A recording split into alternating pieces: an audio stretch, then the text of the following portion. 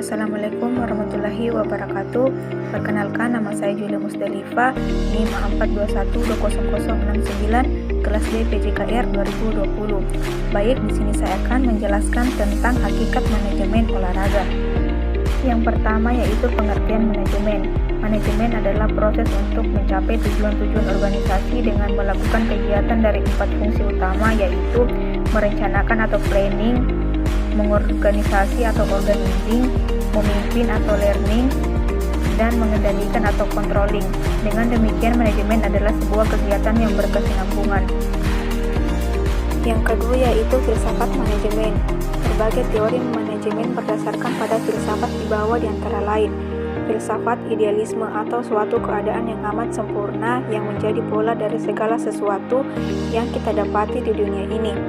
Filsafat ini diterapkan dalam manajemen Marxist dan codetermination yang populer di negara sosialis Jerman dan Skandinavia.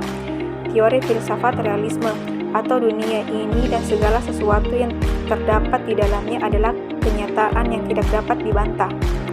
Yang ketiga yaitu klasifikasi konsep. Para ahli memaparkan definisi dengan berbagai variasi, namun tampak adanya kesamaan, seperti yang dipaparkan oleh Robin. Administrasi adalah suatu proses yang universal mengenai pelaksanaan aktivitas yang tuntas dan efisien oleh dan melalui orang lain. Inti pengertiannya adalah melalui proses administrasi dicapai pelaksanaan kegiatan secara efisien dan mencapai tujuannya. Kegiatan itu dilaksanakan oleh orang lain dan melalui merekalah tujuan dapat dicapai. Berkaitan dengan definisi tersebut, maka dapat dikatakan seseorang manajer adalah seseorang yang berusaha untuk mencapai tujuan yang dapat dinyatakan dalam ukuran atau kualitatif yang berkaitan dengan pencapaian tujuan sesuatu subsistem, dan karena itu pula seseorang manajer juga berusaha mencapai tujuan non-kuantitatif. Yang keempat yaitu praktik manajemen. Aplikasi dari filsafat melahirkan beberapa tahapan penerapan manajemen sebagaimana yang diungkapkan oleh George R. Terry tahun 2006 halaman 67. Membagi tahapan praktik manajemen antara lain: manajemen partisipasi. Manajemen partisipasi dibagi menjadi 3. Yang bagian A, manajemen berdasarkan hasil atau result of management. Bagian B, manajemen memperkaya pekerjaan atau job of enrichment. Bagian C, manajemen prioritas produktivitas. Yang kelima yaitu proses manajemen.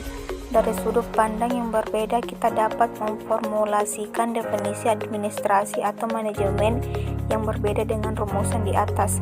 Manajemen itu tidak lain adalah proses kelangsungan fungsi yang meliputi perencanaan, pengorganisasian, pengarahan, serta pengawasan. Yang keenam yaitu perilaku organisasi dalam manajemen olahraga. Perilaku organisasi adalah suatu hal yang mempelajari semua aspek yang berkaitan dengan tindakan manusia, baik aspek pengaruh anggota terhadap organisasi maupun pengaruh organisasi terhadap anggota.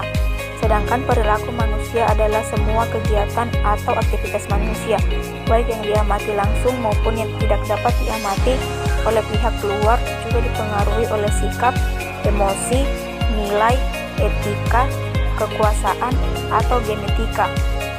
Yang ketujuh yaitu pengaruh perilaku dalam organisasi. Dalam setiap kegiatan keorganisasian ataupun kegiatan bekerja lainnya, manusia selalu berada dalam tahapan untuk mencari tempat yang sesuai dengan motivasi dan keutuhannya sendiri. Karena manusia membutuhkan efektivitas dalam kinerjanya dengan mengedepankan perilaku dalam organisasi tersebut, maka dapat dikatakan bahwa manusia yang efektif adalah manusia yang memberikan kontribusi keefektifan dalam organisasinya. Yang kedelapan yaitu pengertian komunikasi dalam organisasi. Komunikasi adalah alat pengalihan informasi dari komunikator kepada komunikasi agar antara mereka dapat interaksi. Menurut Hasibuan tahun 2002 halaman 81. Komunikasi adalah suatu usaha praktek dalam mempersatukan pendapat-pendapat, ide-ide, persamaan pengertian, dan persatuan kelompok aktivitas. Komunikasi organisasi adalah suatu proses pengiriman dan penerimaan berbagai pesan organisasi di dalam kelompok formal maupun informal dari suatu organisasi. Nah, yang terakhir adalah fungsi klasifikasi dalam olahraga. Komunikasi dalam organisasi atau lembaga tersebut akan melibatkan 4 fungsi, yaitu 1. Fungsi formatif, 2. Fungsi reguler, 3. Fungsi persuasif, dan yang terakhir fungsi integratif.